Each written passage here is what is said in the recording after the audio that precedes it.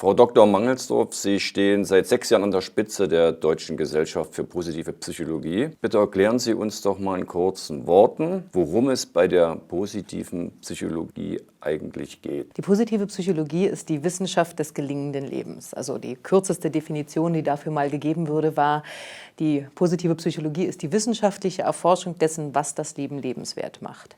Und setzt damit einen Kontrapunkt zu den, sagen wir, älter etablierten Teilbereichen der Psychologie, die einen eher defizitorientierten Blick einnimmt. Zusammengefasst, Sie orientieren sich auf die Sonnenseite des menschlichen Lebens und nicht auf die Schattenseiten. Zusammengefasst vielleicht noch stärker. Wir haben durchaus auch einen Blick auf die Schattenseiten, aber vielmehr die Frage dessen, wie kann es gelingen, auch diese gut zu bewältigen. Das heißt, es geht vielleicht in diesem positiven Blick, wenn Sie möchten, eher um die Perspektive eines möglichen positiven Ausgangs und die Frage dessen, wie wir Menschen darin begleiten können, das für sich zu erreichen. Wie grenzt sich die positive Psychologie von der klassischen Psychologie ab? Ist sie ein Bestandteil? Ganz genau. Also tatsächlich ist es so, dass es gar keine Grenze gibt zwischen der Psychologie und der positiven Psychologie, sondern dass sie ein neuer Zweig innerhalb der Psychologie ist, der vor allem eine wissenschaftliche Ausrichtung oder Perspektive einnimmt, die es lange Zeit nicht gab. Das heißt, viel der psychologischen Forschung hat sich eben eher daran orientiert, zu verstehen, was macht Menschen psychisch krank, zu verstehen, wie kann man psychische Erkrankungen heilen, zu verstehen, was sind die Probleme in Gesellschaften oder auch in Organisationen und diese sozusagen zu bewältigen. Und die positive Psychologie setzt dem quasi einen weiteren wissenschaftlichen Baustein dazu, der fragt, was macht uns eigentlich als Menschen, als Organisation, als Gesellschaften im Guten aus und wie können wir das befördern. Welche Anerkennung erfährt denn die positive Psychologie im universitären Bereich? Da kommt es, wichtige Frage, da kommt es sehr darauf an, wo wir hinschauen. Also wenn wir uns im internationalen Rahmen bewegen, in Australien, in den USA, selbst in vielen anderen europäischen Ländern, dann ist die positive Psychologie dort schon wissenschaftlich etabliertes Fachgebiet. In Deutschland hinken wir dem noch bei weitem hinterher. Also bis jetzt sind immer noch universitäre Ausbildungen dazu oder aber auch überhaupt Seminare und Vorlesungen an Universitäten in Deutschland eher die Ausnahme als die Regel. Liegt es an der Mentalität der Deutschen? Das ist sicherlich ein Teil dessen, also der Mentalität, aber tatsächlich auch des Wissenschaftsverständnisses. Das heißt, für lange Zeit war es so, dass überhaupt sich solchen Fragen wissenschaftlich zuzuwenden, wie was macht Menschen im Leben zufrieden, was bedeutet Glück, welche Rolle spielen positive Emotionen im Vergleich zu negativen beispielsweise, eher als zu weich für das Thema Wissenschaft angesehen wurden. Oder ernste Wissenschaft quasi liegt eher in der Erforschung von Depression und Angst als in der Forschung von Freude und Glück. Das hat sich erst in den letzten Jahren geändert. Also als ich damals bei Max Planck promoviert habe, war ich eine der allerersten Promovierenden in diesem Bereich der gesamten Max-Planck-Gesellschaft, die quasi die Frage nach einem positiven Leben gestellt hat. Aber wir sehen daran auch, dass auch die deutsche Forschungslandschaft mehr und mehr in diese Richtung rückt. Was war denn das Thema Ihrer Promotion? Ich habe über menschliches Wachstum nach einschneidenden Lebensereignissen und Krisen promoviert. Also die Frage quasi, wie können sehr einschneidende oder schwerwiegende Ereignisse, wie zum Beispiel die Pandemie, durch die wir jetzt gerade gehen, Menschen dazu verhelfen, ein für sich erfüllteres oder besseres Leben zu führen. Welche Instrumentarien haben Sie dann, um das in eine positive Lebenseinstellung umzuwandeln? Also vorne beginnend, ungefähr in den 90er Jahren haben Wissenschaftler, die sich eigentlich angeschaut haben, was passiert mit Menschen, die zum Beispiel den Verlust eines Lebenspartners zu verarbeiten haben, gemerkt, dass wenn man diese Menschen fragt, was der Verlust, der schwerste Verlust ihres Lebens in ihrem Leben gemacht hat, sie natürlich viele negative Konsequenzen berichtet haben, wie Gefühle von Einsamkeit oder soziale Isolation und so weiter, aber auch gesagt haben, dass sie heute durch diese Bewältigung der Erfahrung, nicht durch die Erfahrung selbst, aber deren Bewältigung, stärkere Prioritäten im eigenen Leben haben, dem Leben gegenüber eine höhere Wertschätzung, eher wissen, was ihre persönlichen Stärken sind oder welche Beziehungen in ihrem Leben wirklich zählen. Das heißt, man hat gemerkt, dass es etwas gibt, was wir im Wissenschaftlichen als posttraumatisches Wachstum bezeichnen. Also menschliche Reifung, die auftritt durch die Auseinandersetzung mit sehr schweren und herausfordernden Lebensereignissen. Und was ich in meiner Forschung über ungefähr 10 Jahre mir angeschaut habe, war die Frage, was hilft denn Menschen genau aus den sehr herausfordernden Situationen ihres Lebens gestärkt als Menschen hervorzugehen. Gestärkt hervorzugehen aus einer Krisensituation könnte ja auch bedeuten, für sich wieder einen Sinn im Leben zu finden. Unbedingt. Das ist tatsächlich auch eine der ganz häufigen Outcomes, wenn man so möchte, oder Ergebnisse, dass durch die Konfrontation, die innerlich etwas auslöst, wie so die Erschütterung meiner Grundannahmen. Ich meine, da draußen leben wir gerade in einer Welt, in der viele Menschen, die eine gut funktionierende Selbstständigkeit über Jahrzehnte aufgebaut haben, von der sie wussten, dass sie immer funktionieren wird und immer ein volles Haus hatten, durch den Lockdown plötzlich in einer Situation sind, wo sie möglicherweise vor dem Wirtschaftlichen ausstehen.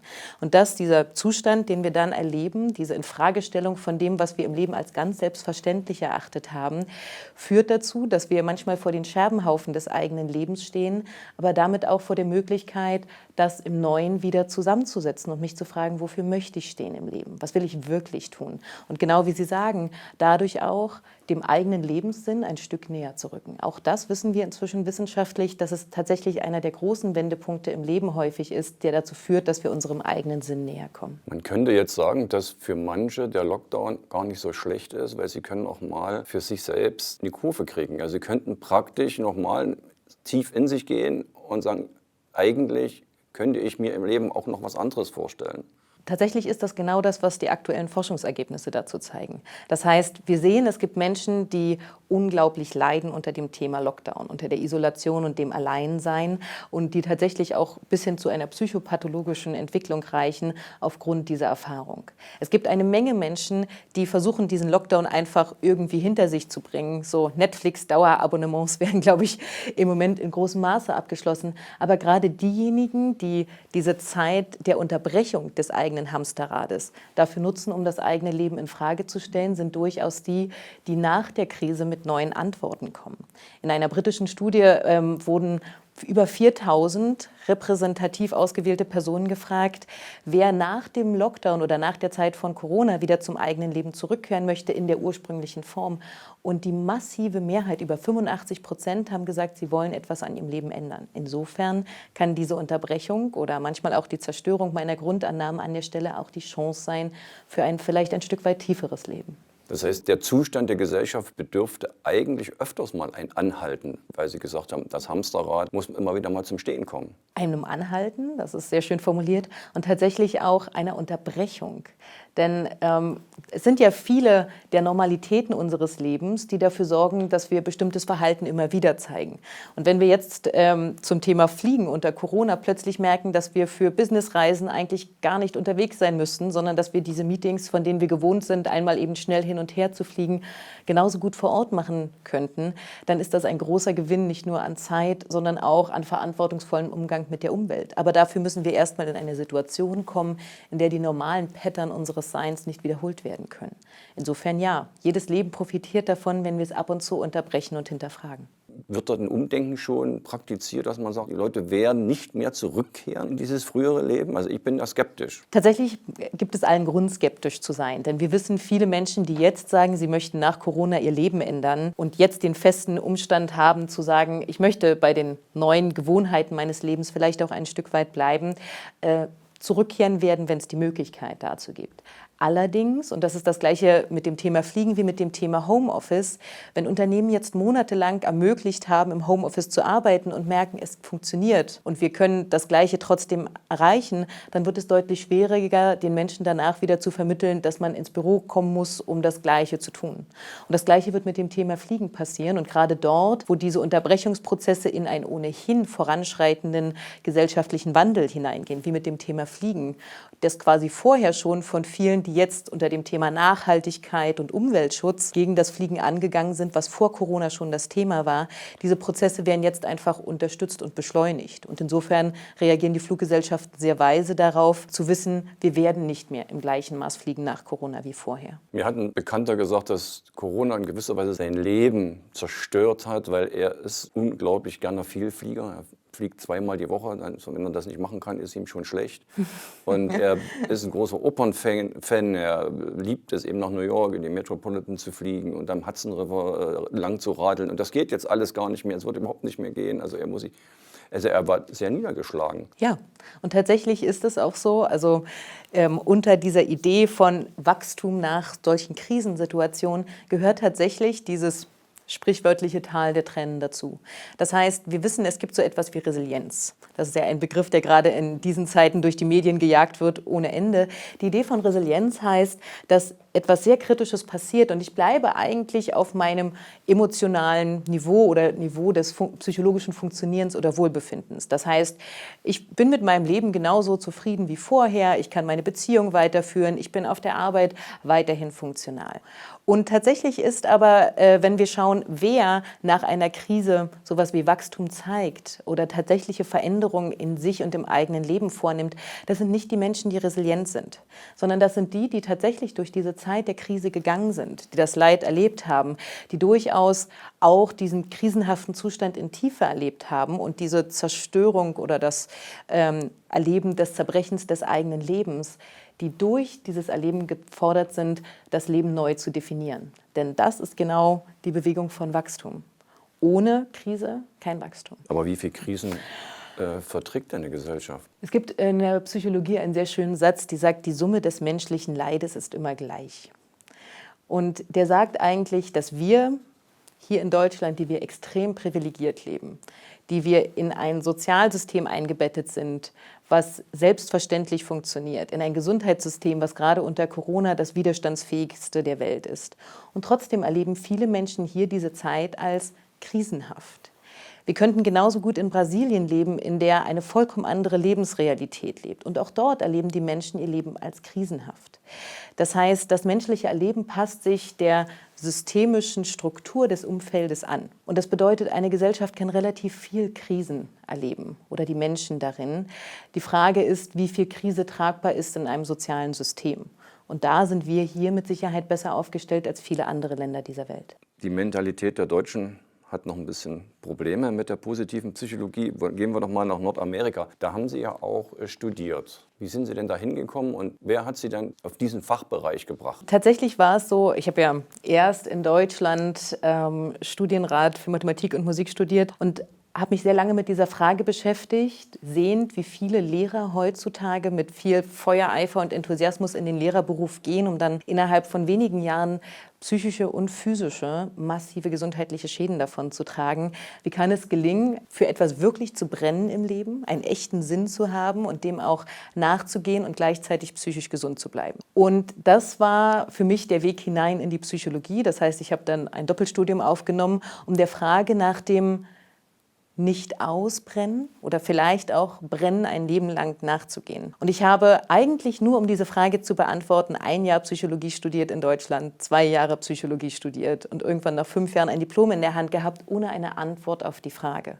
Was macht wirklich gutes Leben und Arbeiten aus? Und dann fiel mir das Buch von Marty Seligman, damals das erste zum Thema positiver Psychologie, in die Hände, noch in der englischen Originalversion. Und innerhalb der ersten 50 Seiten wusste ich, in diesem Fachgebiet finde ich die Antworten auf die Frage, die die gesamte Psychologie in Deutschland mir nicht beantwortet hat. Und zu dem Zeitpunkt, das ist nun schon fast 15 Jahre her, gab es in Gesamtdeutschland keine einzige Möglichkeit, mehr über die positive Psychologie zu erfahren. Das heißt, in kurzer Zeit waren alle englischen Fachbücher dazu gelesen und es gab weltweit genau 2 Orte, an die man gehen konnte, nämlich die University of East London und an quasi die Wiege der positiven Psychologie, nämlich zu Marty Seligman selbst an die University of Pennsylvania. Und das hat dazu geführt, dass ich dann damals mit einem Fulbright-Stipendium, also tatsächlich auch mit der Beauftragung des deutschen Außenministeriums in die USA gegangen bin, um dieses Gebiet nach Deutschland zu holen. Sie sind ja in den USA angekommen und haben dann zu Herrn Professor Seligman gesagt, jetzt bin ich da, ich habe jetzt schon jahrelang darauf gewartet. Und dann erzählen Sie mir jetzt sehr, sehr viel über positive Psychologie, ich will die mitnehmen nach Deutschland. War das ungefähr so?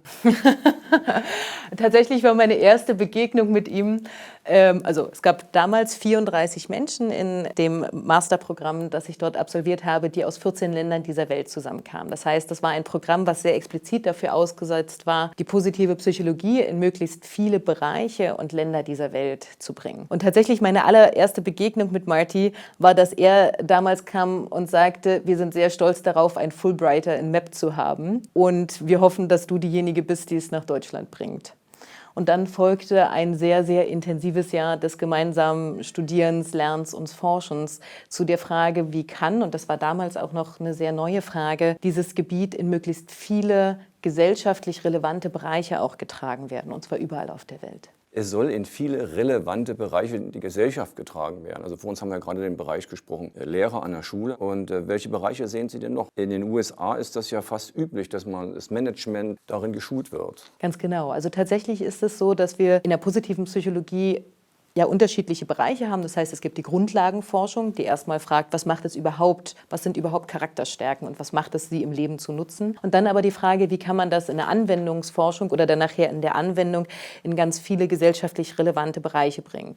Kinder und Jugendliche sind ein großer Bereich. Das heißt, wir erziehen unsere Kinder und Jugendlichen gerade im Kontext von Schule vor allem darauf, möglichst viel Wissen auswendig zu lernen. Was würde eigentlich passieren, wenn wir ihnen früh beibringen, wie sie sich selbst und das, was sie als Menschen ausmacht, kennenlernen können und für sich ein wirklich bedeutungsvolles Leben aufbauen. Und die Frage nach dem eigenen Sinn nicht erst beantworten, wenn sie 50 sind, sondern dann, wenn diese Fragen zum ersten Mal auftauchen. Das nächste wäre der große Kontext von Psychotherapie beispielsweise. Das heißt, wir wissen inzwischen, dass Menschen holistisch zu sehen, wenn es darum geht, sie psychisch zu heilen, ein deutlich erfolgsversprechenderer Ansatz ist, als sie rein über die Auflösung ihrer Psychopathologie zu sehen oder zu betrachten. Das nächste Gebiet, in das es geht, ist überhaupt, wenn es darum geht, Menschen zu verhelfen, für sich in ein erfüllteres oder überhaupt in ein Berufsleben zu kommen. In Deutschland gibt es inzwischen viele sehr große Bereiche innerhalb der verschiedenen Jobcenter-Gebiete, die gerade Menschen, die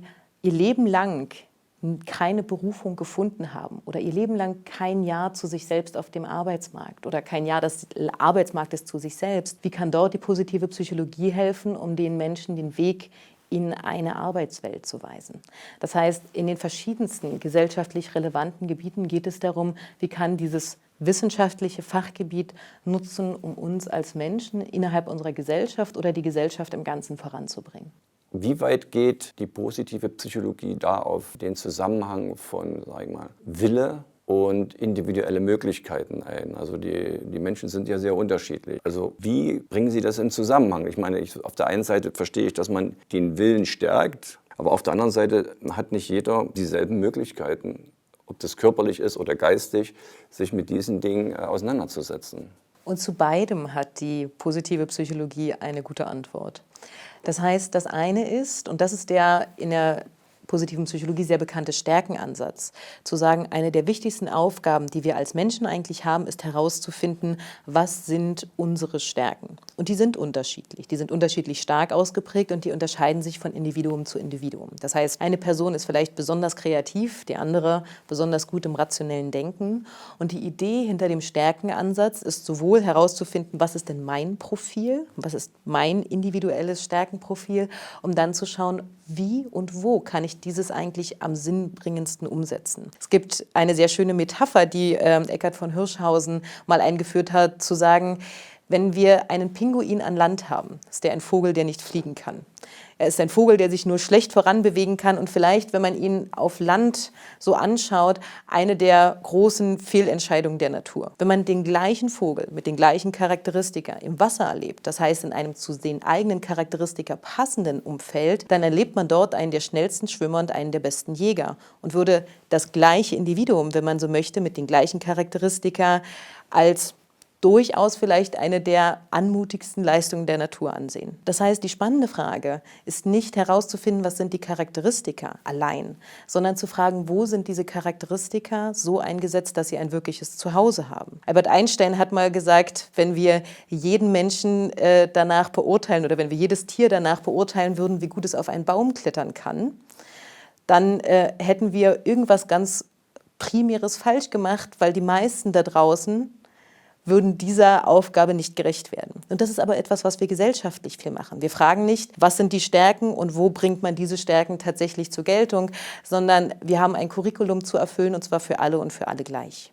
Das ist die eine Antwort. Das heißt, auch wenn wir uns als Menschen unterscheiden und gerade weil wir es tun, ist die faszinierende Frage dessen, wo sind wir Pinguin im Wasser und nicht Pinguin an Land. Und der zweite große Forschungsschwerpunkt, den es dazu in der positiven Psychologie gibt, stammt von Angela Duckworth, die Grit untersucht hat. Grit ist der englische Fachbegriff, den man sehr schlecht ins Deutsche übersetzen kann, vielleicht so ein bisschen mit Rückgrat. Der heißt, wie viel Leidenschaft habe ich für ein bestimmtes Thema und wie viel Durchhaltevermögen habe ich es, um auch bei Rückschlägen Rückschlägen oder bei Misserfolgen oder auch wenn es eben nicht das ist, was mir von der Natur als Talent zugespielt ist, das zu verfolgen. Und sie hat in ihrer Forschung gezeigt, dass dieses Rückgrat zu haben ungefähr zweimal so wichtig ist wie die Frage von Talent in einem Gebiet. Das heißt, wenn wir beides tun, wenn wir sowohl fragen, was für Charakteristika haben sie und wo können sie wirklich spielen und auch Menschen darin bestärken, den Willen, wie sie so schön sagen, auszubauen, dann wissen wir, dass wir viele Menschen zu einem deutlich besseren Leben befähigen können. Nun kommen wir nochmal zurück zu Martin Seligmann. Erzählen Sie noch ein bisschen was über Ihren akademischen Lehrer in den USA. Marty hat mal über sich als Person gesagt, I'm an old grumpy guy. Also ich bin ein alter, missgelaunter Kerl. Und im Prinzip ist das genau so. Also das ist eine sehr gute Beschreibung seiner Person. Es gibt ja zwei, wenn man so möchte, oder zwei sehr schillernde Gründerväter der positiven Psychologie. Es gibt noch mehr Personen, aber die wohl wichtigsten in diesem Feld sind Marty Seligmann und Ed Diener. Und ich habe beide vor vielen Jahren zum ersten Mal tatsächlich hier an der FU in Berlin erlebt. Und wenn man Ed Diener auf der Bühne sprechen hört, dann hat man das Gefühl, der ist positive Psychologie. Und wenn man Marty Seligmann auf der Bühne sprechen hört, dann denkt man, der braucht positive Psychologie. Und tatsächlich ist es so, Martin Seligmann ist nicht nur jemand, der über Jahrzehnte hinweg weltweit der größte Depressionsforscher war und ist, sondern tatsächlich jemand, der sein Leben lang selbst unter Depressionen und schweren Depressionen gelitten hat. Und das heißt, seine Forschung steht auch durchaus unter dieser Blickrichtung von, wie können wir Menschen, die psychisch wirklich schwer belastet sind, ein Stück weit helfen, zu dem eigenen Leben ein größeres Ja zu entwickeln. Das heißt, seine Forschung und sein Wirken muss man auch unter dieser Brille verstehen.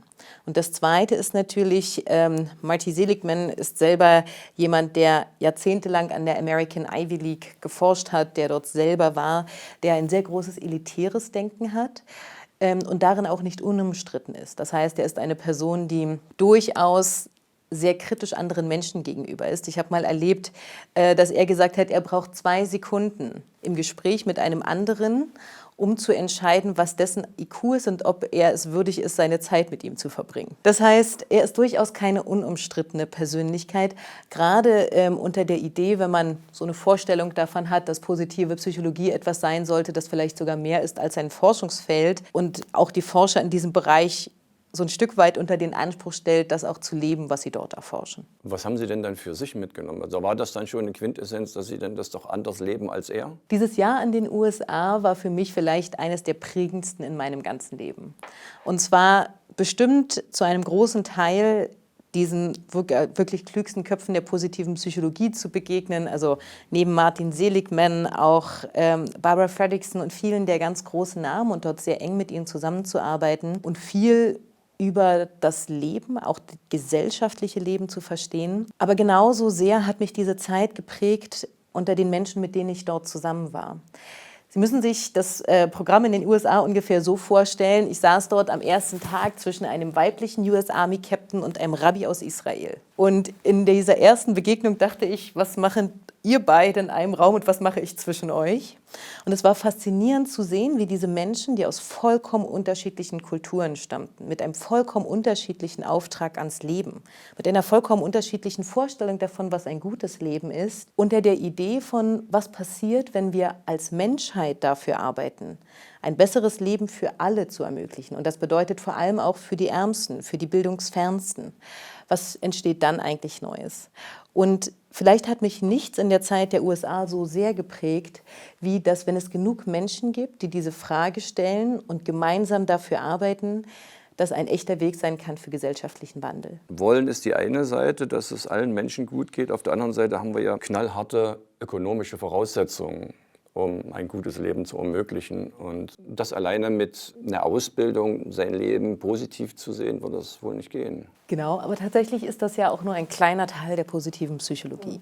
Also um das Bild so ein bisschen zurechtzurücken, es ist genau so, also die Frage des Zusammenhangs zwischen Geld und Glück ist eines der großen Forschungsthemen und wir wissen, der Zusammenhang ist hochsignifikant, sehr, sehr groß, wenn wir in Richtung Armut schauen. Je ärmer sie sind, desto größer ist der Zusammenhang zwischen Geld und Glück. Weil es einen großen Unterschied macht, ob mehr Geld für sie heißt, sie wissen, wie sie morgen ihre Kinder satt bekommen, oder ob mehr Geld für sie heißt, dass sie sich vielleicht einen anderen Typ Auto leisten können. Es gibt ja den Spruch, den wir wahrscheinlich alle kennen, zu sagen, Geld allein macht nicht glücklich. Das ist durchaus wahr, aber ohne Geld glücklich zu sein, ist extrem schwierig. Das heißt, wir wissen sehr wohl darum, dass es diesen Zusammenhang gibt, der sich auflöst, je reicher sie werden. Wir wissen aber auch seit der Forschung von Steven Pinker, der ein sehr, sehr beeindruckendes Buch über seine Forschungsergebnisse geschrieben hat, das heißt The Better Angels of Our Nature, das gibt es leider nicht mal im Deutschen, der sich angeschaut hat, wie hat sich tatsächlich über die Jahrhunderte solche Fragen wie Armut, Kindersterblichkeit, Zugang zu frischem Wasser und so weiter verändert, dass wir im Zuge der gesamtmenschlichen Entwicklung nicht über die letzten 10 Jahre, sondern über die letzten 200, 300 Jahre so gut dastehen wie noch nie auf diesem Planeten. Das heißt, es gibt diese Probleme, die wir anfassen und anschauen müssen. Wir wissen aber auch, dass sich viel dieses gesellschaftlichen Wandels bereits über die Jahrzehnte selbst in die ärmsten Länder trägt. Und eine der wichtigen Fragen, und ich glaube, das ist ein großes Missverständnis der positiven Psychologie, ist die Frage, was trägt Veränderung? Das heißt, was sorgt dafür, dass Menschen aus reichen Ländern bereit sind, zum Beispiel Patenkinder in anderen Ländern aufzunehmen oder bereit sind, ein Stück aus ihrem Reichtum abzugeben? Und das hat die Forschung der positiven Psychologie auch gezeigt, dass nicht so sehr hineinspielt, wie zu sehen, was es braucht, und zwar unter der Perspektive von Veränderung ist möglich. Wenn man Menschen Videos einspielt, in denen man zeigt, wie Überschwemmungen ärmere Nationen heimsuchen oder wie Armut dort aussieht, dann ist die Bereitschaft zu spenden gering. Wenn Sie Menschen Videos zeigen, in denen man sieht, wie Hilfsprogramme einen Unterschied machen, dann haben Sie ungefähr die 3-fache Wahrscheinlichkeit, dass jemand spendet. Das heißt, es geht darum zu verstehen, dass nicht das Leid das ist, was in uns auslöst, zu versuchen, für alle Menschen da zu sein, sondern die Hoffnung auf Veränderung, die es tut. Und das ist zum Beispiel eines der großen Forschungsgebiete der PP.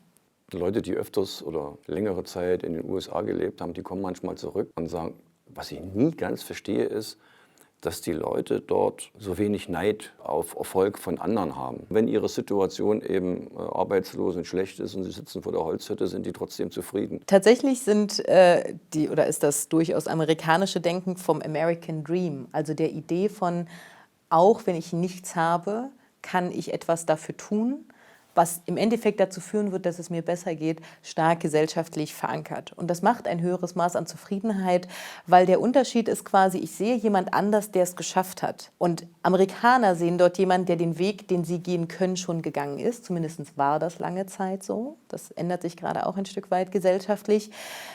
Versus, dass wenn ich das Gefühl habe, Erfolg ist nichts, für das ich etwas tun kann, den Wille, den Sie vorhin angesprochen haben. Das heißt, wenn wir eine gesellschaftliche Idee haben davon, dass egal, was ich tue, ich an meinem Stand oder meinem Status oder meinem Erfolg nichts ändern kann, dann sorgt das eher für Passivität und für Neid. Das heißt, es ist eine große Frage, unter welcher Brille ich diesen Erfolg sehe, ob es für mich eine Inspiration für meinen eigenen Veränderungsprozess ist oder ob es aber das Aufzeigen von etwas ist, was ich niemals besitzen werde. Braucht man wieder herausragende Persönlichkeiten, die auch mit Machtfülle ausgestattet sind, um Haltepunkte zu finden?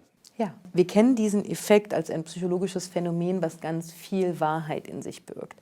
Das heißt, Zuckerman, wenn Sie über Facebook sprechen, Sie haben immer einzelne Personen, an denen das Bild für eine Gesellschaft, eine Demokratie, ein Land oder eine Organisation aufgehangen wird. Und es fällt Menschen leichter, in Kontakt zu treten zu einer Person als zu einem demokratischen System, als zu einem gesichtslosen Unternehmen beispielsweise. Das ist ein universeller psychologischer Vorgang, gegen den wir uns kaum erwehren können. Und je unsicherer die Zeiten, desto stärker wird dieser Effekt. Das heißt, gerade in Zeiten von Corona beispielsweise ist der Blick auf die Führung oder auf die Spitze stärker als in Zeiten, in denen es uns miteinander gut geht und in denen jeder mitdiskutieren kann. Auch wir schauen zu Angela Merkel und wenn sie eine Ansprache hält über das Verhalten, was wir jetzt gerade zeigen sollen, mehr als in anderen Zeiten. Das heißt, ohne positive Vorbilder in dem, wohin wir wollen, ist es schwer, in gerade unsicheren Zeiten zu agieren. Also wir sollten vielleicht doch wieder so eine Art Königstum entwickeln. Also die Engländer haben immer noch ihre Queen und Tatsächlich stehen sich hier natürlich zwei Dinge entgegen. Es gibt ein Ideal der Demokratisierung oder auch der Demokratisierung von Bildung beispielsweise und umgekehrt ein zutiefst menschlich, tief verankertes Phänomen von in unsicheren Zeiten ist klare Führung hilfreich und wichtig. Viele Unternehmen sprechen über Agilität bis zu dem Zeitpunkt, wo es wirklich um Krise geht. Und dann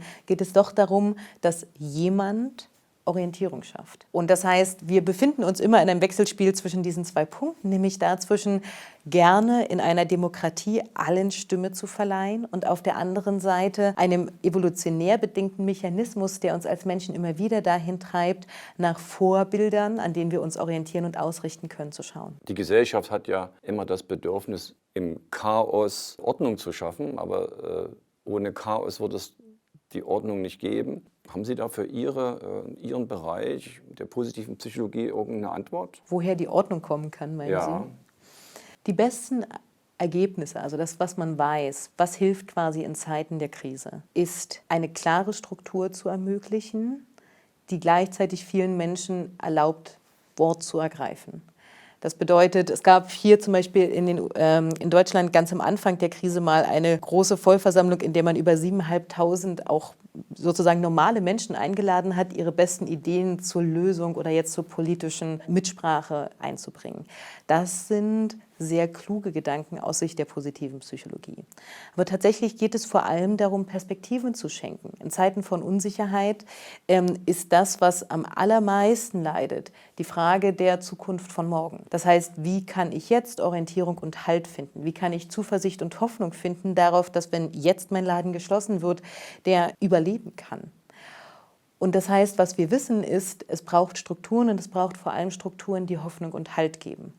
Und wie das kulturell unterschiedlich und gesellschaftlich umgesetzt wird, das obliegt wiederum nachher der Politik. Dazu kann die positive Psychologie nur noch raten, aber nicht mehr beitragen. Wenn ich jetzt das mal so ein bisschen in unserem Gespräch auf einen Punkt bringe, wäre die positive Psychologie eigentlich der beste Begleiter zum Thema Grundeinkommen. Weil da wird ja ständig gesagt, das schaffen die Menschen gar nicht. Plötzlich bekommen sie jeden Monat Geld und dann werden sie faul und machen nichts. Aber mit positiver Psychologie könnte das begleitend doch zu einer positiven Sache führen. Unbedingt. Tatsächlich würde man auch heute, wenn man Menschen sozusagen fragt, weswegen nehmen sie einen bestimmten Arbeitsplatz an oder stellen sich gegen einen anderen, ist die häufigste Antwort neben der Frage der Beziehung, also wie ist meine Beziehung zur Führungskraft oder zu den Mitarbeitern, die nach dem Sinn. Das heißt, die allermeisten Leute verlassen den bisherigen Arbeitsplatz, weil sie ihn nicht mehr als sinngebend erleben. Und wenn man sie fragt, was ist das Wichtigste in Bezug auf einen neuen Arbeitsplatz, dann antworten fast 80%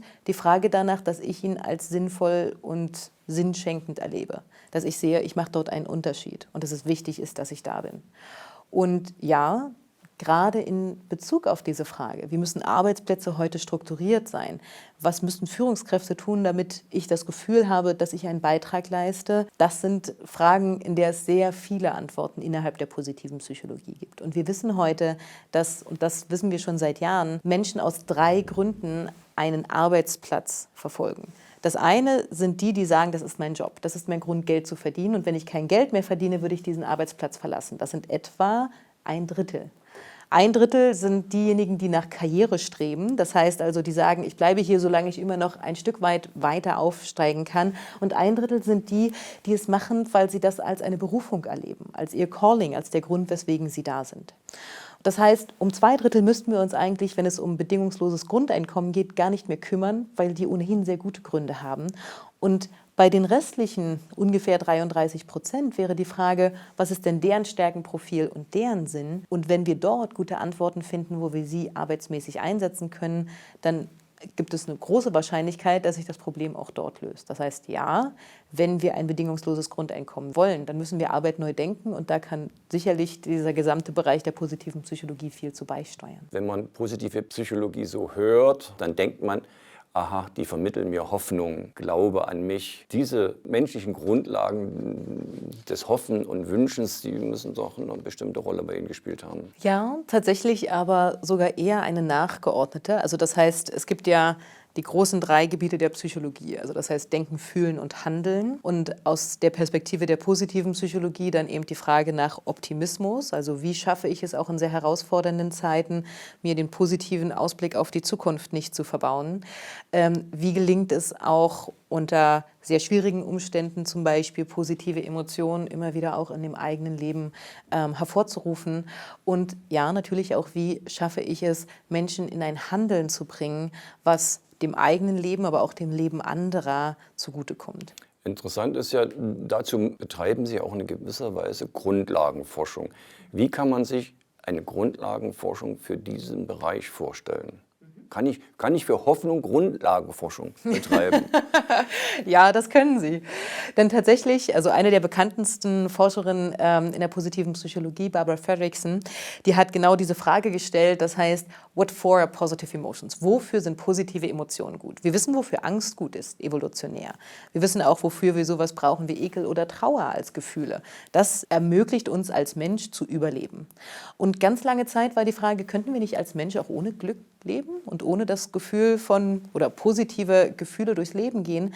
Und sie hat evolutionäre Mechanismen und körperliche Mechanismen untersucht, die gezeigt haben, dass nein, könnten wir nicht. Weil jede Form von menschlicher Entwicklung baut auf dem Erleben positiver Emotionen auf. Das kann man sowohl körperlich zeigen, das heißt, dass unser gesamtes kardiovaskuläres System davon abhängt, ob wir genug und häufig genug positive Emotionen erleben, aber dass ganz viel unseres Lernens auch davon abhängt. Als Menschen überhaupt, und zwar egal, wohin wir gehen, ob wir positive Emotionen erleben. Und dass echte menschliche Entwicklung fast ausschließlich im Raum von positiver Emotionalität stattfindet. Das heißt, das Aufbauen von Beziehungen, das Schöpfen neuer Ressourcen, das Verstehen von neuem Wissen immer genau dann funktioniert, wenn wir Momente positiver Emotionalität haben. Und gerade deswegen ist beispielsweise das Thema Hoffnung so wichtig. Hoffnung ist ja die einzige positive Emotion, die als Voraussetzung negative Umstände hat. Das heißt, ich kann nur hoffen, wenn ich zum Beispiel in einer Krise bin,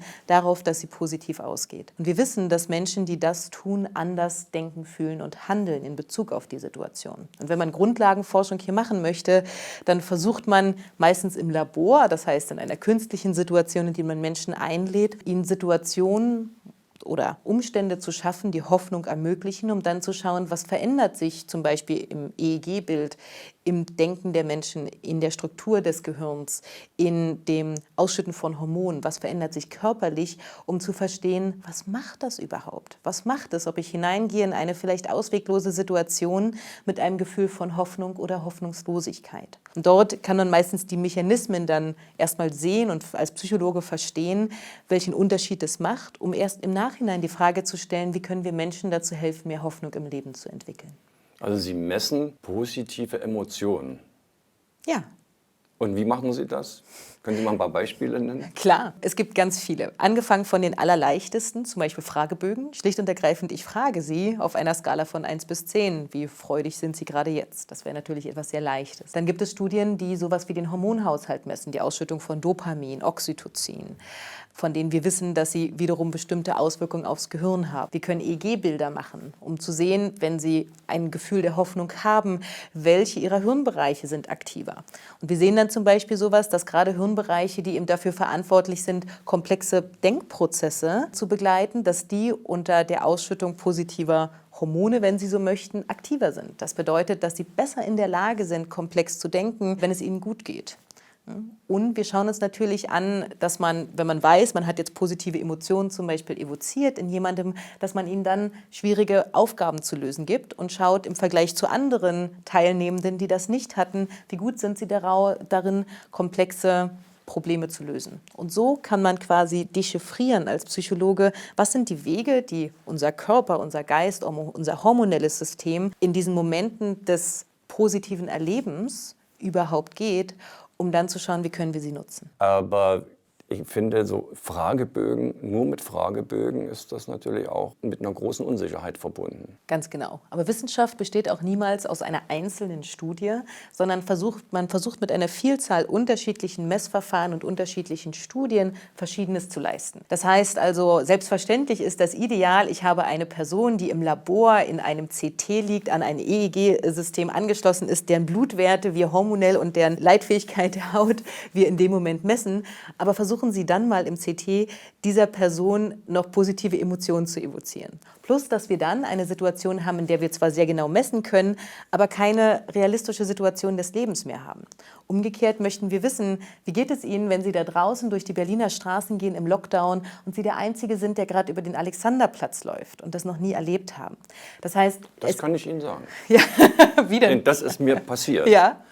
Ich bin hier aus dem Büro raus und dann laufe ich ja hier quer durch über das Nikolaiviertel, kein Mensch. Am Neptunbrunnen vorbei, kein Mensch. Und plötzlich habe ich gedacht, ich bin in der DDR. Weil die gesamte Struktur ist die gleiche von vor 30 Jahren, auch die Häuser und der Fernsehturm. Und es war ja kein Mensch zu sehen. Das war, das war wirklich ein ganz merkwürdiger Moment. Sehr gut. Aber tatsächlich ist es so, wir unterscheiden quasi in der Forschung zwei Gütemaße.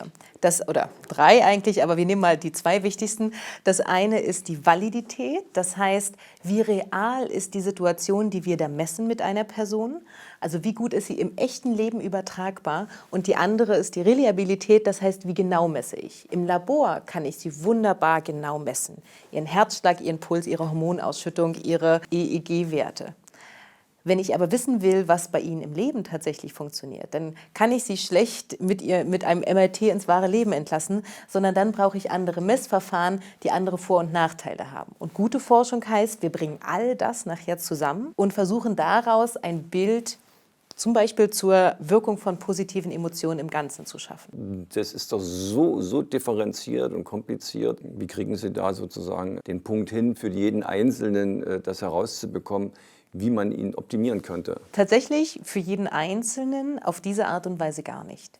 Denn was psychologische Forschung quasi macht, ist zu sagen, wir gehen davon aus, dass jedes psychologische Phänomen der Gaußschen Glockenkurve unterliegt. Bedeutet also, die meisten Menschen treffen sich in der Mitte und es gibt rechts und links Ausnahmen davon. Und das bedeutet, dass wir für jedes Phänomen, zum Beispiel für die Wirkung von positiven Emotionen oder Hoffnung in einer Gesellschaft oder Stärkennutzung, so etwas wie ein Leitfaden entwickeln können oder bestimmte Grundideen entwickeln können, die für die meisten Menschen, also in der Mitte der Gaußglocke, stimmen. Das bedeutet aber bei weitem nicht, dass sie auch für die Menschen ganz rechts und ganz links außen stimmen. Wenn wir individuell konkrete Hinweise geben wollen, müssen wir immer mit dem Individuum arbeiten.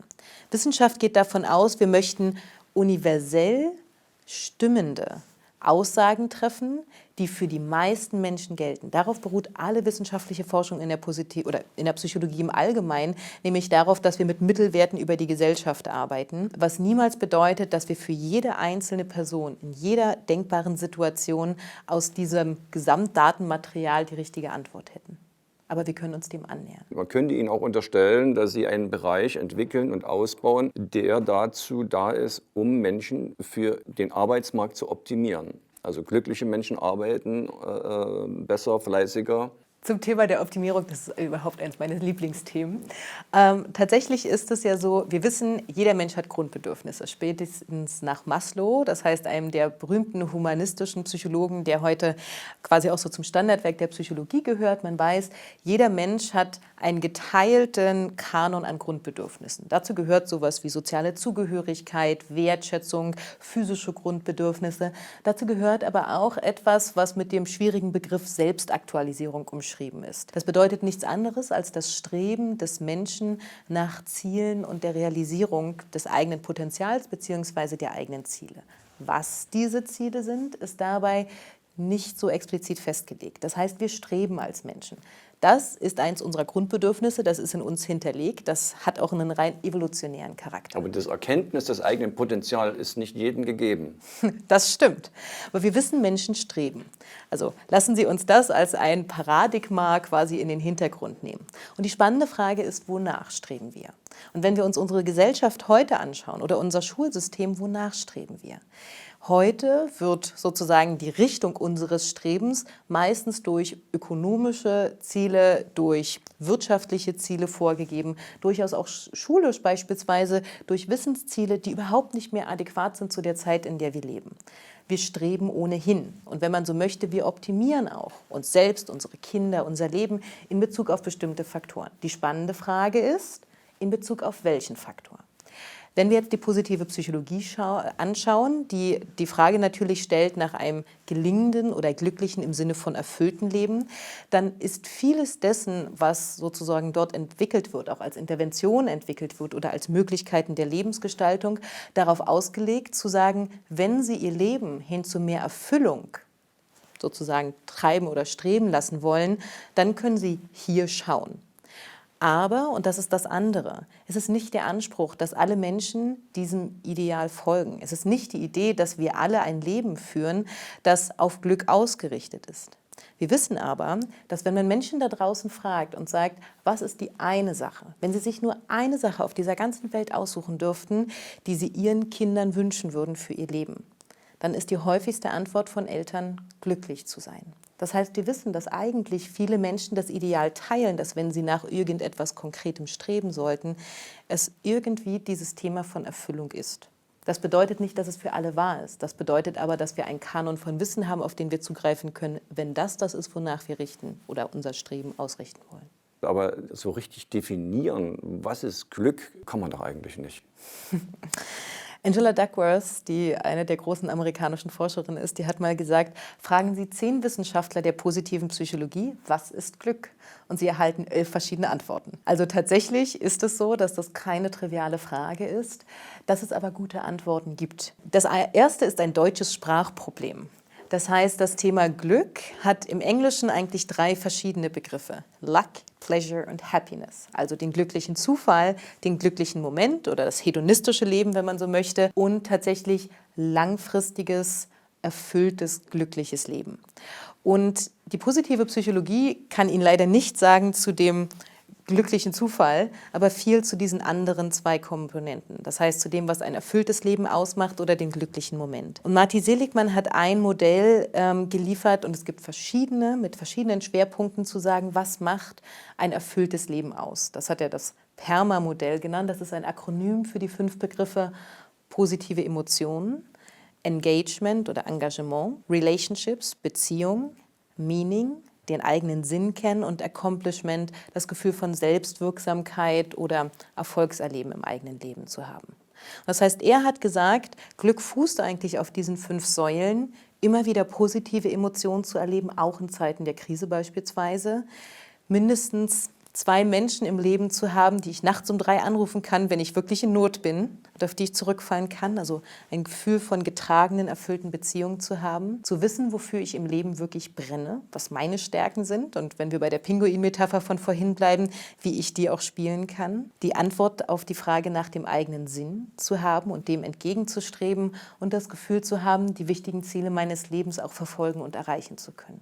Und wer das im Leben hat, der hat zumindest einen ganzen Teil von dem, wie wir Erfüllung definieren würden. Der hat natürlich auch einen großen Gegner. Hat er eine Realität, die ihm von morgens bis abends erklärt, was er eigentlich kaufen sollte, was er eigentlich besitzen sollte. Ganz genau. Und tatsächlich ist das auch, also Gesellschaft oder vor allem der gesellschaftliche Wandel. Hartmut Rosa hat dazu ja sehr viel gesagt, gerade in Zeiten von Beschleunigung und hat das aus soziologischer Perspektive sehr schön aufgearbeitet. Tatsächlich ist es so, dass wir heute sagen können, der gesellschaftliche Wandel, in dem wir uns befinden, ist durchaus einer der herausforderndsten Faktoren für Glück überhaupt. Wir wissen, dass wir in einer Gesellschaft leben, die so gut versorgt ist mit medizinischer Versorgung wie keine vor uns, die so reich ist wie keine vor uns, die so gut sozial eingebunden ist wie keine Generation vor uns. Noch für unsere Großeltern wäre das Leben, was wir heute führen, reine Utopie gewesen. Und wir sind gleichzeitig unglücklicher als jede Generation vor uns. Wir haben höhere Depressionsraten in den Kindern, die jetzt geboren werden, als jede Generation von Kindern, die es vorher gab. Das ist vielleicht aber auch die Höhe des Verlustes. Ja, und es ist, genau wie Sie sagen, ein gesellschaftliches Phänomen. Das heißt, sowohl die Kommerzialisierung von Glück, das heißt das Vorgaukeln, dass Glück so etwas damit zu tun haben könnte, welches Handy ich besitze oder welches Auto ich fahre, als aber auch vor allem das Thema von technischer Beschleunigung, von Digitalisierung, von Entfremdung, von Individualisierung. Das heißt, viele Trends, die wir heute gesellschaftlich sehen durch den Neoliberalismus, sind tatsächlich schwierige Faktoren für das, von dem wir wissen, was Menschen glücklich macht. Und eigentlich braucht es dafür ein ziemliches Maß von Entschleunigung. Und da sind wir wieder bei der Frage von, was kann manchmal der Lockdown auch an Positive mit sich bringen und an Rückbesinnung, weil tatsächlich wir wissen, Glück hat viel mehr mit Sein als mit Haben zu tun, zumindest wenn für die Grundbedürfnisse gesorgt ist. Mir hat mein Historiker gesagt, das ist ja interessant, wenn am Anfang Revolutionen stattfinden in der Geschichte, weil die Menschen wollen Steine in Brot verwandeln. Aber was passiert mit so einer Gesellschaft, wenn genügend Brot vorhanden ist? Meistens wollen die Leute dann wieder bunte Steine. Das wäre nicht zu hoffen, dass Sie damit recht behalten, aber das ist, also ich würde sagen, die differenzierte Sicht darauf würde heißen, dass wir heute solche Fragen stellen können, wie die nach dem guten Leben, hat viel damit zu tun, dass wir in einer Gesellschaft mit viel Brot und wenig Stein leben.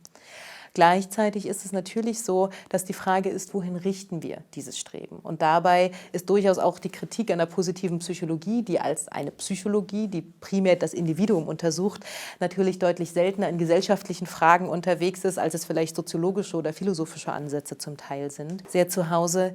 Was wir sehen, ist eher, dass durch den Zustand von immer mehr Menschen werden immer glücklicher. Es gibt tolle britische Forschung, die gezeigt hat, der Anteil von Menschen im Zustand von Flourishing, das heißt also, die diese Permafaktoren leben können, die tatsächlich ein erfülltes Leben führen, wächst von Jahr zu Jahr. Und man sieht, dass es einen hohen Zusammenhang dazwischen gibt, dass wenn diese Bestrebung nach einem guten Leben in eine breitere Gesellschaft getragen werden, es auch mehr Verantwortungsübernahme gibt für die Menschen, die gesellschaftlich benachteiligt sind. Das heißt, die Hoffnung wäre, das, was von Stein auf selber Brot haben folgt, ist, dass ich in den Zustand komme von, ich bin bereit, mein Brot zu teilen oder aber denen, die noch kein Brot haben, beizubringen, wie man säen kann.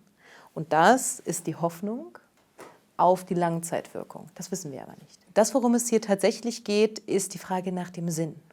Viele Menschen, die auf der Suche sind nach der Frage, was ist Sinn, wenden sich heute solchen Themen wie Nachhaltigkeit zu. Noch vor 20 Jahren war Nachhaltigkeit etwas, was kaum jemanden interessiert hat, weil wir heute nicht mehr unseren Lebenssinn daraus ziehen müssen, irgendwie dafür zu sorgen, dass unsere Kinder morgen Essen haben, können wir unseren Lebenssinn auf anderes ausrichten. Lebenssinn ist ganz stark verbunden mit der Frage von Generativität. Das heißt, was gebe ich weiter? Was hinterlasse ich? Welchen Planeten hinterlasse ich? Und in dem Moment, wo Sinn frei wird für größere Themen und für gesellschaftlich relevantere Themen als die Frage dessen, wie besorge ich das Essen für morgen? In dem Moment können sich auch mehr Menschen gesellschaftlich solchen großen Fragen wie Nachhaltigkeit widmen. Und das sehen wir. Wir sehen, ja, wir leben in einer Ökonomie, die wie selten vorher darum oder bemüht ist, mehr Nachhaltigkeit in den Mittelpunkt zu stellen, aber das erst nachdem der Punkt erreicht war von, wir haben Stein in Brot verwandelt. Und wir sehen, wir sind noch nicht gut genug in dem, was wir tun.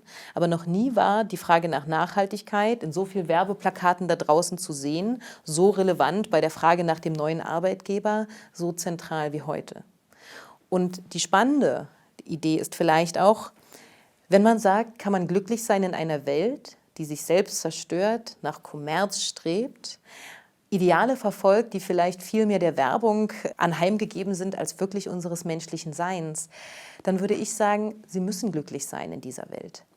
Denn wir wissen aus der Forschung von positiven Emotionen und all dem darum, dass wenn sie den Zustand haben von ich verzweifle an dieser Welt, sie nicht in der Lage sind, neue Lösungsansätze für andere Wege zu kreieren.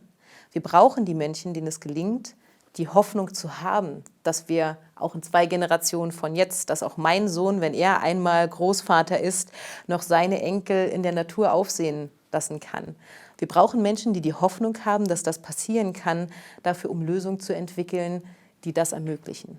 Würden wir alle an dieser Welt verzweifeln, dann gäbe es das morgen nicht, auf das wir heute hoffen wollen. Aber so nachhaltig wirtschaften wir nicht.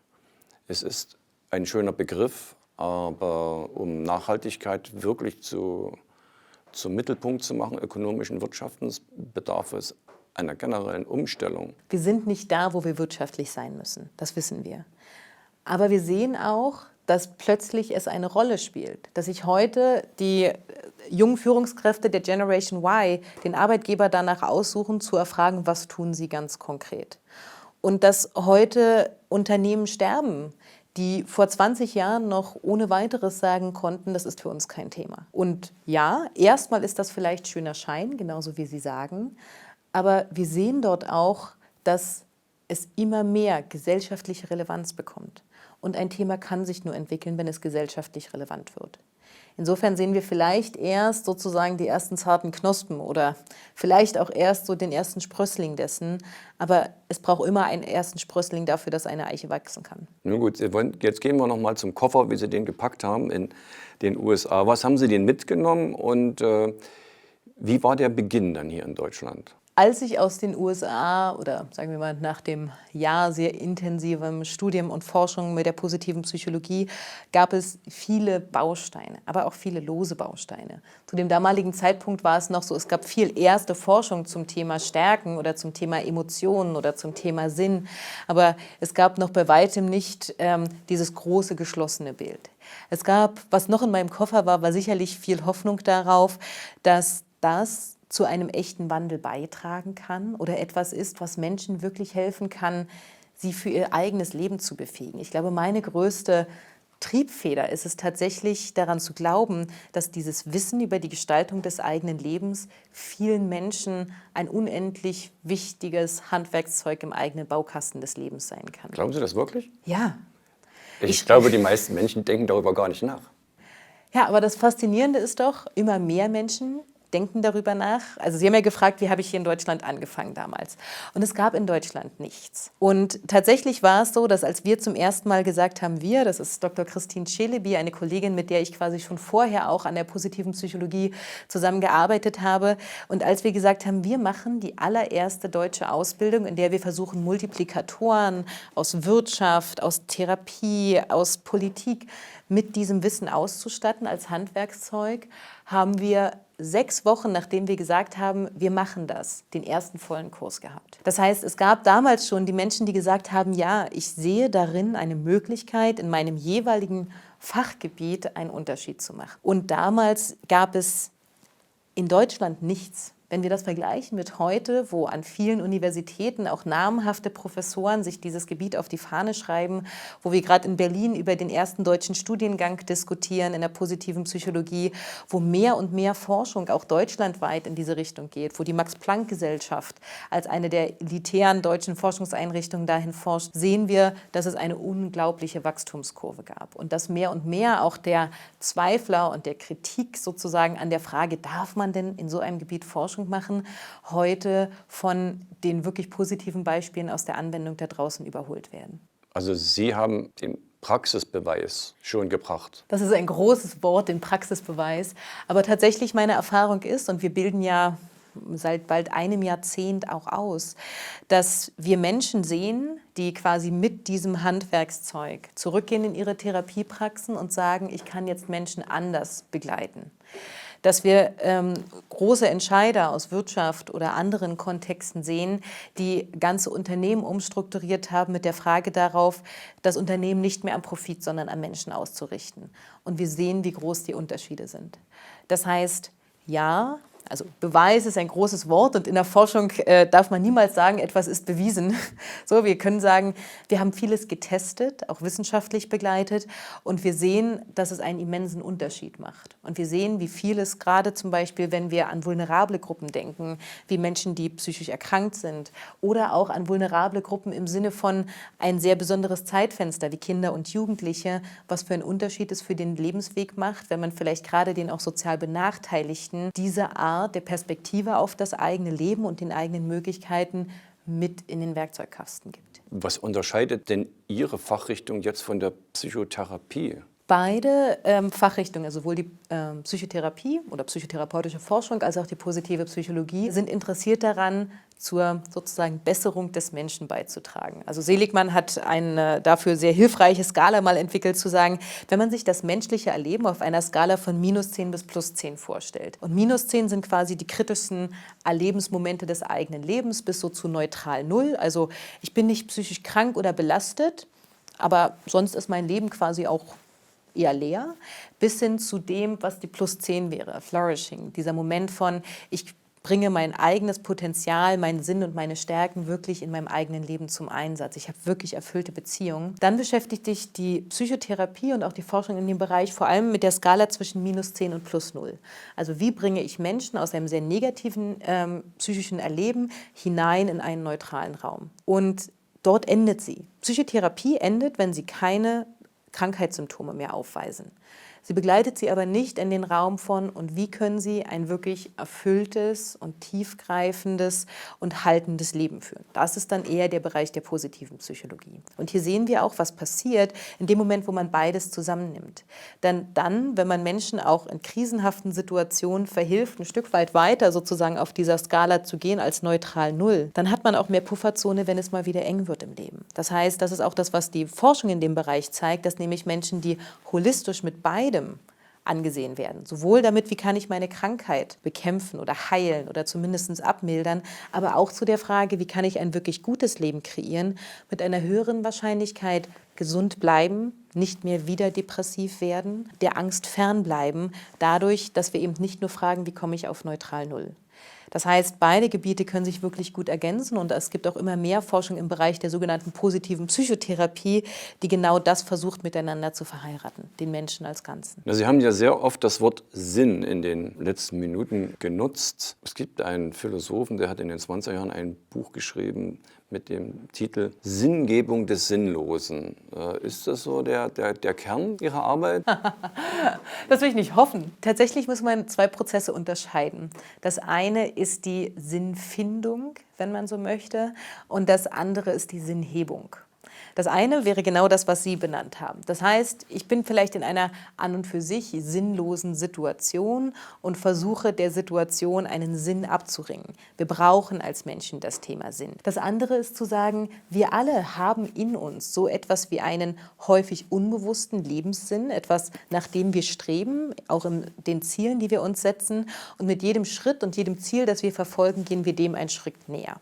Das ist stärker der Fokus der positiven Psychologie.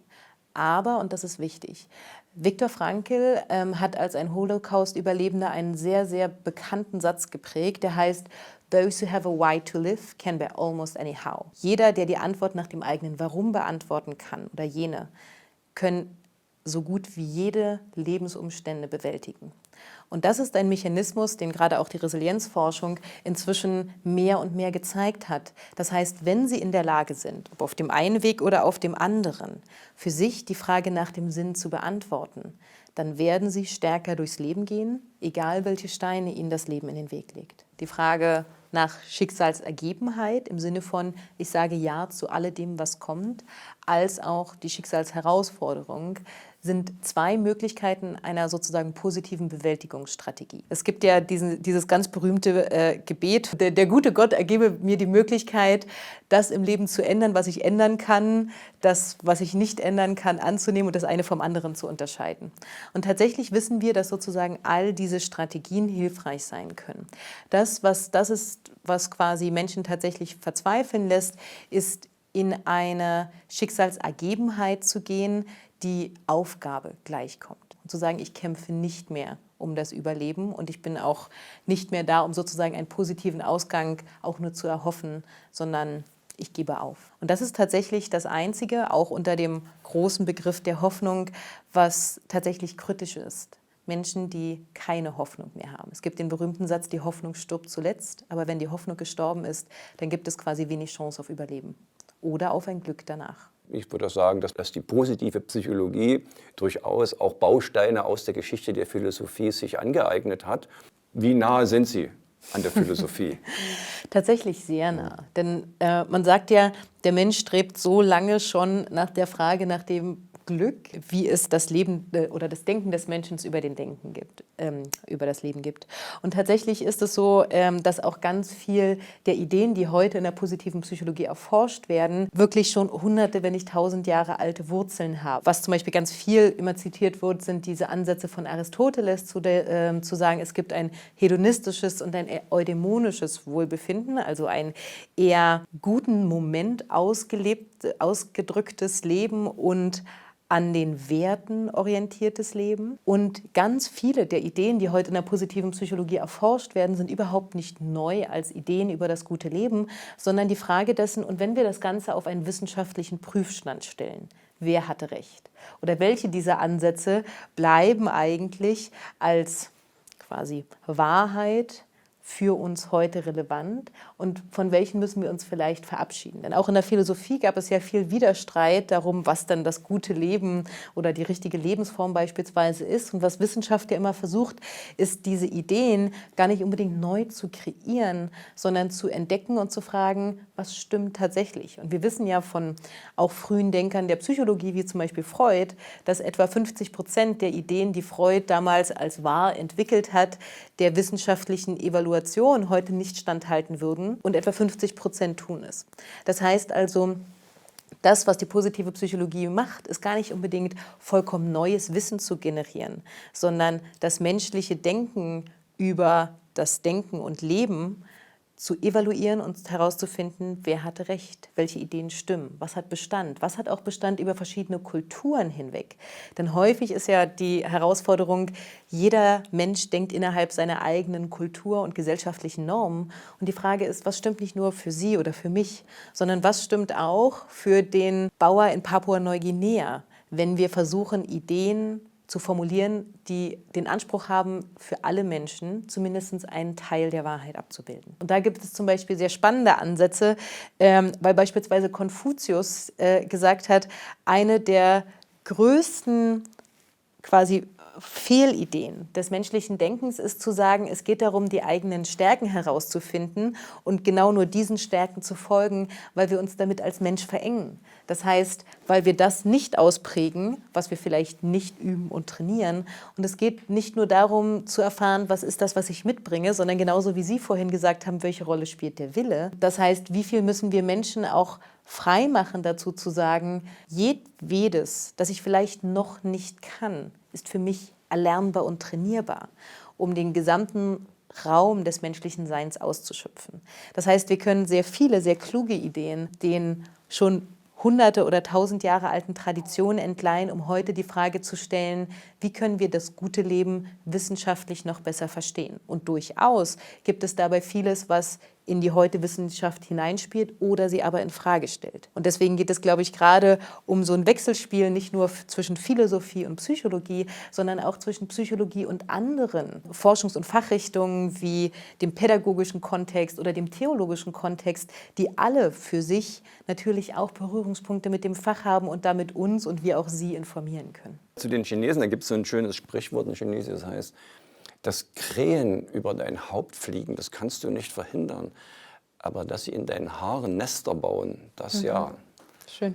Dann bauen sie eben Nester. Dann werde ich also immer kranker, kann man eigentlich fast sagen. Also immer unfähiger, mich einem glücklichen Leben zuzuwenden. Ganz genau. Und tatsächlich, also der Grundmechanismus dahinter, der ist vielleicht einer noch so der ganz wichtigen Eckpfeiler der positiven Psychologie oder Gründe, weswegen wir das auch brauchen. Es gibt nämlich den sogenannten Negativity Bias. Das ist die Grundausrichtung des menschlichen Geistes, negativen Informationen eine größere Relevanz einzuräumen. Das ist ein überlebenswichtiger Mechanismus gewesen für unsere Vorfahren und heute quasi eine unserer größten Herausforderungen. Denn wenn Krähen über sie hinwegfliegen und sie gleichzeitig auf einem Feld voller Blumen stehen, werden sie eher die Krähen sehen als die Blumen. Und deswegen ist es genau das, also nicht nur immer wieder auch den Fokus bewusst umzulenken, um quasi gegen diesen evolutionären Mechanismus auch ein Stück weit anzugehen, sondern auch eben den Krähen nicht zu folgen, langfristig eine der großen Lernaufgaben. Und genau so, wie Sie es formuliert haben, das, was es braucht, ist ein bewusster Umgang damit. Denn wir sind als Menschen durchaus so ausgerichtet, um zu überleben, den negativen Informationen und den kritischen Aspekten des eigenen Lebens oder der Gesellschaft mehr Aufmerksamkeit zu schenken als den positiven. Und dieser Effekt, den wir ohnehin in uns haben, wird heute medial noch repliziert. Negative Nachrichten verkaufen sich deutlich besser als positive. Und das heißt, dass wir immer wieder systemisch auch von außen genau darin eingeladen werden, den Krähen Platz einzuräumen auf unserem Kopf. Ja, momentan sind ja die Verschwörungstheorien auf dem Vormarsch. Also der Mensch ist sehr schnell geneigt, Verschwörungstheorien eine Berechtigung zuzubilligen. Verschwörungstheorien bzw. die Folge dessen sind vor allem das Streben von Menschen, sich in einer orientierungslos komplexen Welt zu versuchen, Orientierung zu verschaffen. Das heißt, das Beste, was wir tun können, um dem entgegenzuwirken, ist Menschen zu befähigen, Orientierung zu finden. Und zwar nach Möglichkeit, also es gibt ja viele dieser Ideen heute, wie kann man mit so einem Thema wie Fake News umgehen. Das heißt, wo haben wir noch Quellen von echtem Wissen? Woran können wir tatsächlich unser Denken, Streben und Handeln ausrichten? Und es bleibt eines unserer größten Herausforderungen, dass diese Welt immer komplexer wird. Und dass das, was es braucht, um sich in dieser Welt zu orientieren, immer schwieriger wird. Das heißt, ich habe keine gute Antwort auf Ihre Frage, denn das Problem ist nicht nur zu Hause darin, dass Menschen immer schnell und immer kürzer versuchen, Antworten zu finden auf Fragen, die immer komplexer werden, sondern dass es nicht genug Menschen gibt oder nicht genug Institutionen, die zugängliches Wissen in einen Grad von Einfachheit herunterbrechen, der uns ermöglicht, noch uns selbst zu orientieren im Leben.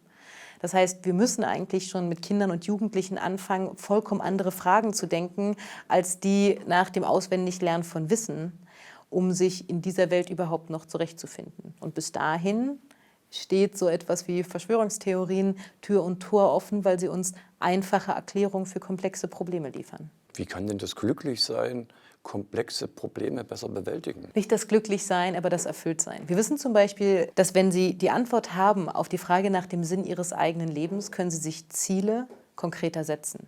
Bedeutet, Sie können sich selber Richtung schenken in einer komplexen Welt. Und das frühzeitig zu tun, ermöglicht, dass wir uns alle nicht an äußeren Faktoren, sondern an inneren Faktoren orientieren können und damit auch weniger anfällig sind für Manipulationen durch die Außenwelt.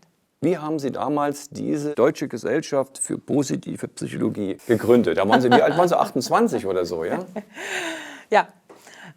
Also tatsächlich war es so, dass wir wussten, als ich zurückgekommen bin, oder das war ja auch der Auftrag, dass wir dieses Wissen an möglichst viele Menschen weitergeben möchten.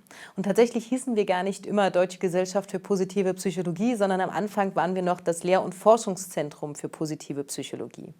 Und wie das so ist in Deutschland, muss man ja über einige bürokratische Hürden hinwegspringen, wenn man eine neue sozusagen Unternehmensform gründen möchte.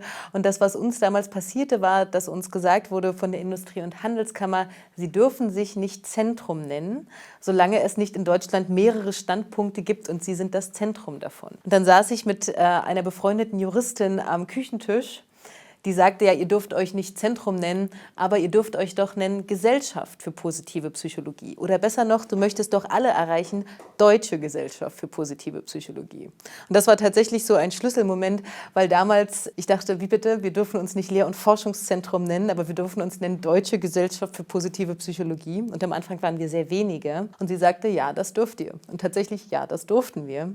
Und das war die Geburtsstunde der auch dieser Versprachlichung, die aber viel Wahrheit mit sich brachte. Die brachte von, es geht für uns um Gesellschaft, es geht für uns darum, eine Heimat zu kreieren, wo viele Forscher, Wissenschaftler, Fachexperten, Anwender ein Zuhause finden, um sich mit diesen Themen vertraut zu machen oder in diesem Bereich zu forschen. Und es geht darum, eigentlich den gesamten deutschen Sprachraum ein echtes Zuhause für dieses Fach zu schenken. Und insofern war das damals noch ein Zukunftsversprechen und ist heute in ganz vielerlei Hinsicht Wirklichkeit geworden. Wie kann ich jetzt von Ihrer Arbeit profitieren? Wir haben eigentlich zwei große sozusagen Bausteine oder drei große Bausteine unseres Seins. Das eine ist, dass wir sehr viel Öffentlichkeitsarbeit machen. Das heißt, wir drehen, wir sprechen viel mit Journalisten, wir versuchen dieses Wissen und diesen Wissenschaftszweig, der häufig missverstanden wird, häufig falsch dargestellt wird, darzustellen, sodass es viele Menschen greifbar greifen können und dass der tatsächlich auch darstellbar ist. Das zweite ist das große Thema Ausbildung oder Weiterbildung. Das heißt, wir möchten möglichst viele Multiplikatoren, das heißt Menschen, die in Forschung, in Wirtschaft, in Anwendung mit Menschen arbeiten oder um dieses Thema arbeiten, das Wissen der positiven Psychologie mitgehen und haben dafür quasi unterschiedliche Ausbildungsangebote an unserem Institut. Und wir haben den großen Bereich von Forschung, wo wir zum Beispiel Promovierende in der positiven Psychologie deutschlandweit zusammenbringen, da dieses Forschungsfeld ja immer noch sehr verteilt ist, um zu versuchen, dort auch Forschung zu unterstützen, die hier in Deutschland oder im deutschen Sprachraum geleistet wird. Können Sie aber das begründen, warum die Menschen so mehr am Negativen interessiert sind als am Positiven? Ja, tatsächlich, also es gibt ja den Negativity Bias, das ist ein evolutionärer Mechanismus, den man sich schlicht und ergreifend so vorstellen kann. Unsere Großmütter und Großväter haben potenziell eher überlebt, wenn sie den Säbelzahntiger vor der Blume gesehen haben. Bedeutet also, es gab mit Sicherheit im Zuge der Evolution der Menschen auch Variationen des menschlichen Denkens, Fühlens und Wahrnehmens, die sozusagen das Positive bevorzugt haben. Aber im Sinne des Überlebens ist es wichtig, negative Reize schnell und schneller zu verarbeiten als positive. Das heißt, es war wichtig, Gefahren zu erkennen. Viel wichtiger, als zu sehen, wie wunderschön die Sonne heute strahlt. Das heißt, leider, also es gab diese Vorfahren, aber leider sind die meistens nicht mehr dazu gekommen, ihre Gene weiterzugeben. Sodass wir heute tatsächlich von den sozusagen eher pessimistischen, eher kritischeren und eher negativistischen Vorfahren unserer selbst abstammen. Das ist natürlich viele, viele Jahrtausende zurück, aber diese Grundfeste sind so tief im menschlichen Sein verankert, dass wir damit heute genauso zu tun haben wie unsere Vorfahren vor vielen tausend Jahren. Da haben Sie ja mit Ihrer Institution, mit der Deutschen Gesellschaft für positive Psychologie eine große Aufgabe. Sie kämpfen gegen eine jahrtausendealte, in den Genen der Menschen verankerten Pessimismus. Ich würde es vielleicht so formulieren, das ist eine schöne Formulierung, ich würde es vielleicht so formulieren, wir kämpfen dafür, dass Menschen sich frei entscheiden können, welchem Weg sie folgen möchten. Und ein Bewusstsein dafür entwickeln, dass wir immer getrieben sind von Gesellschaft und Genen und Evolution, aber dass wir immer auch aussteigen können aus diesem Hamsterrad, um unser Leben eigenverantwortlich in die Hand zu nehmen.